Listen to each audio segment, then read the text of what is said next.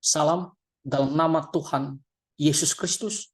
Saudara-saudara, saya mau tanggapi sebuah video dari seorang pemuda yang mengklaim bahwa sesungguhnya nyawa itu tidak ada, tetapi itu hanyalah data di otak kita. Dan dia juga percaya bahwa jikalau kita bisa mengelola data di otak kita, maka kita bisa bertahan hidup selama-lamanya. Perkataan seperti ini adalah perkataan orang-orang yang tidak percaya kepada Tuhan dan juga tidak menyadari siapakah dirinya di hadapan Tuhan. Oleh karena itu, saudara-saudara, kita mau tanggapi apa yang dikatakan oleh pemuda ini berdasarkan ajaran kebenaran firman Tuhan. Tetapi kita lihat dulu video lengkapnya apa yang dikatakan oleh pemuda ini. Nyawa itu nggak ada. Jadi nyawa itu sebenarnya cuman data yang ada di otak kita. Nah, otak kita itu kan terdiri dari 80 miliar neuron. Nah, neuron dengan triliunan sinapsisnya itu, ya itulah sebenarnya nyawa kita. Nah, kalau kita bisa mendigitalize 80 miliar neuron dengan triliunan sinapsisnya itu, kita bisa menguasai nyawa kita, menguasai kesadaran kita. Nah, begitu. Nah, kalau kita sudah menguasai itu, berarti kemungkinan besar di masa depan, nggak terlalu jauh di masa depan, sekitar 10 tahun lagi, 20 tahun lagi, kita akan bisa hidup selamanya. Oke, kita sudah mendengarkan apa yang dikatakan oleh orang ini. Jadi intinya dia percaya bahwa manusia itu bisa bertahan hidup selama-lamanya jikalau dia bisa menguasai, mengelola data yang ada di otaknya yang dia pikir itulah nyawa sesungguhnya. Nah, saudara-saudara, kita sebagai manusia tentunya berharap kita memiliki umur yang panjang. Ya, kalau Tuhan kasih umur 100 tahun, bahkan bisa lebih, jadi kita berharap kita bisa bertahan lama hidup di dunia ini. Nah, tetapi kita harus sadari bahwa kita adalah manusia yang telah jatuh ke dalam dosa. Dan oleh karena itu pada akhirnya kita akan mati, ya kita akan meninggalkan dunia ini akibat daripada dosa. Nah, tetapi sebelumnya kita harus tahu dulu bahwa nyawa itu adalah nafas kita, adalah roh kita yang diberikan oleh Tuhan kepada kita, sehingga kita bisa menjadi makhluk yang hidup. Kita bisa menjadi seorang manusia. Nah, dari mana kita tahu? Pertama-tama kita harus melihat firman Tuhan di kitab Kejadian pasal 2 ayat yang ke-7. Ketika Tuhan menciptakan manusia, di sini dikatakan oleh firman Tuhan, ketika itulah Tuhan Allah membentuk manusia itu dari debu tanah dan menghembuskan nafas hidup ke dalam hidungnya. Demikianlah manusia itu menjadi makhluk yang hidup. Nah, jadi jelas sekali bahwa kita ini manusia bisa hidup karena Tuhan yang memberikan kehidupan bagi kita. Waktu Tuhan membentuk manusia dari debu dan tanah, kita itu tidak menjadi makhluk hidup. Kita masih ya dalam bentuk benda, ya, tidak bergerak, tidak ada nafas. Nah, tetapi kemudian di sini dikatakan Tuhan menghembuskan nafas hidup ke dalam hidung ya manusia yang dibentuk dari debu dan tanah itu. Dan akhirnya apa? Jadilah makhluk yang hidup. Jadi nafas kita, roh kita itu diberikan oleh Tuhan Allah. Sehingga kita bisa menjadi makhluk hidup manusia. Dan apakah kita ini ya berkuasa terhadap nyawa kita sendiri? Apakah kita bisa mempertahankan hidup kita sendiri sehingga kita bisa hidup selama-lamanya? Nah, jawabannya tidak. Kenapa? Pertama, karena manusia itu sudah jatuh ke dalam dosa. Nah, lihat di Kejadian pasal 2 ayat yang ke-17, apa kata firman Tuhan kepada Adam dan Hawa, manusia pertama yang diciptakan, yang diuji oleh Tuhan agar taat. Tetapi kita melihat ya Adam dan Hawa tidak taat dan akhirnya mendapatkan penghukuman daripada Tuhan. Nah, apa kata Tuhan? Tetapi pohon pengetahuan tentang yang baik dan jahat itu janganlah kau makan buahnya, sebab pada hari engkau memakannya pastilah engkau mati. Pastilah engkau mati. Ini kata mati di sini adalah kata penegasan.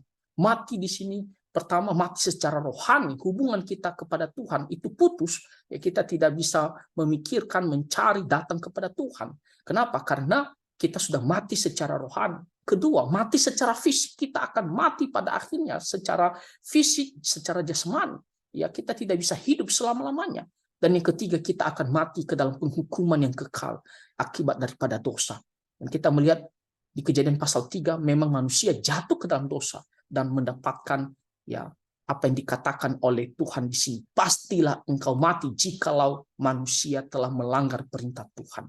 Adam dan Hawa adalah wakil kita karena mereka adalah manusia pertama. Jadi kalau Adam dan Hawa ya, mati di sini dikatakan mereka mati akibat daripada dosa, maka kita semua yang lahir daripada Adam dan Hawa juga kita akan mendapatkan penghukuman ini. Kita sama posisinya, kita mati. Nah, jadi saudara-saudara, manusia tidak bisa hidup selama-lamanya, mau bagaimanapun. Karena itu sudah suatu akibat daripada dosa yang dilakukan oleh manusia. Ya, memang harus mati. Ya, salah satunya mati secara jasmani. Nah, jadi kita mau bagaimanapun berusaha, ya, itu kita pasti akan mati secara jasmani. Lalu yang kedua, kita melihat di kitab Ayub pasal 12, Ayub pasal 12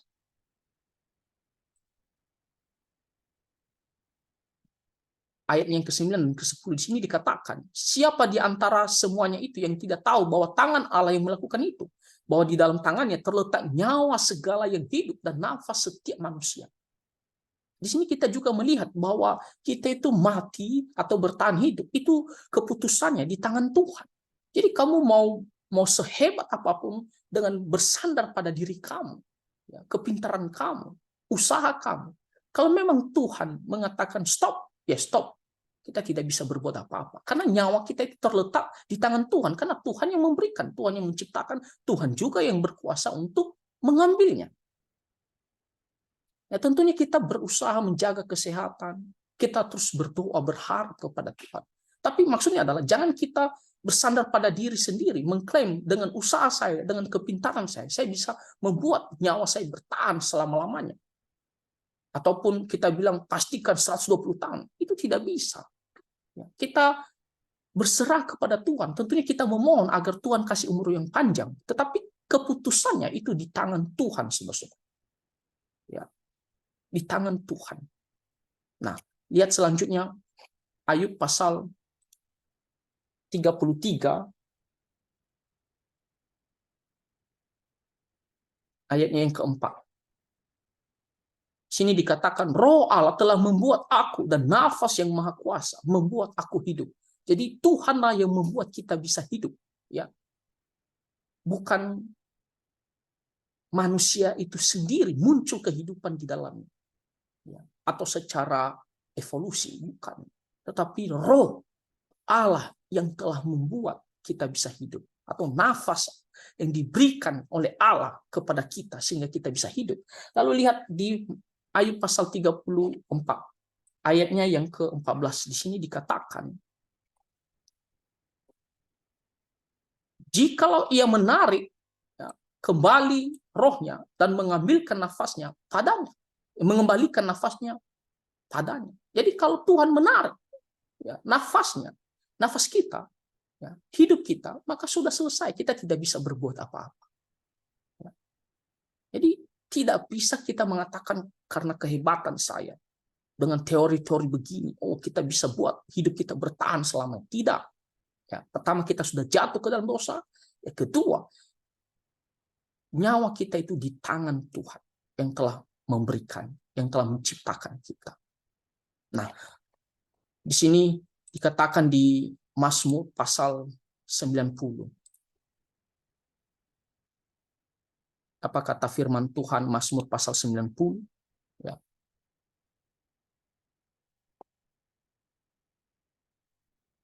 Mazmur pasal 90 ya, ayatnya yang ke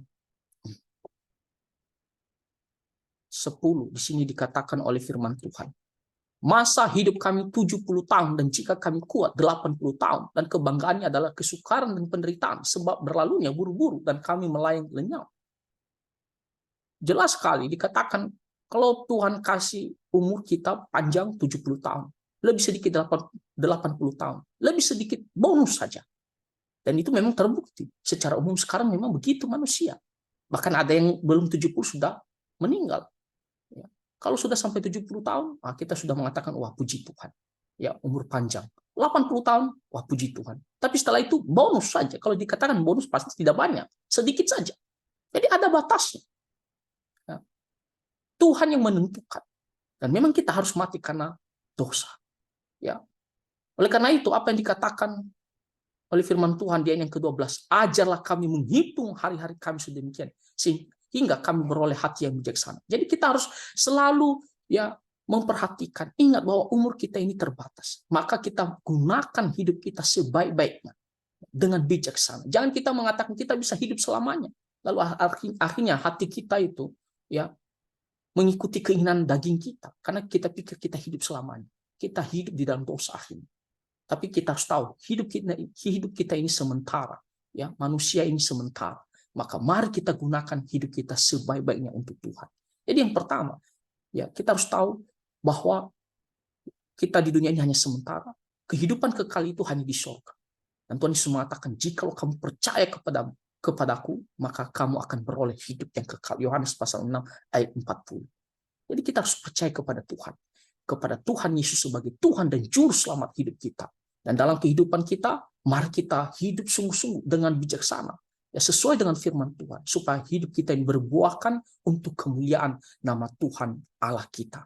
Nah, jadi saudara-saudara, video tadi saya tanggapi, ya intinya bahwa nyawa kita itu, nafas kita itu diberikan oleh Tuhan. Tuhan yang menciptakan kita. Dan kedua, kita di dunia ini sebentar saja. Kita pasti mati karena akibat daripada dosa. Dan ketiga, bahwa nyawa kita ini bukan atas kehebatan kita, kepintaran kita, kita berkuasa untuk membuat dia bertahan selamanya. Tidak, itu di tangan Tuhan. Ya, atau kita bisa menentukan, oh saya mau mati nantinya umur 150 tahun. Tak bisa, itu di tangan Tuhan. Nah, jadi mari kita percaya kepada Tuhan dan kita mau hidup ya bijaksana ya di dunia ini untuk kemuliaan nama Tuhan Allah kita.